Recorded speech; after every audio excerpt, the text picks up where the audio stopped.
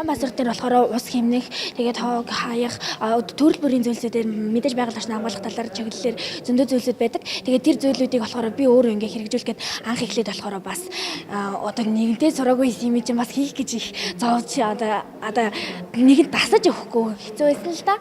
Бас нэг амар хэцүү юм жоохоо мэдээж сураагүй юмыг хийх гэж одоо яг дадал болгохын тулд жоохон хугацаа шаардсан. Тэгээд одоо бол бид нар бол яг хэвшчихсэн байгаа. Яг жилийн турш бол одоо би ганцаараа хэвшээ зогсохгүйгээр бүгдээрээ хэвшсэн байгаа. За тэгээд тэрэн дээр нь болохоор хогийн савндаа хаях одоо тэгээд усаа хэмнэх энэ ажлуудыг бол би хувьдаа бол маш сайн хийсэн гэж үзэж байгаа. Тэгээд манай гэр бүлийнхэн хүртэл чийж байгаа.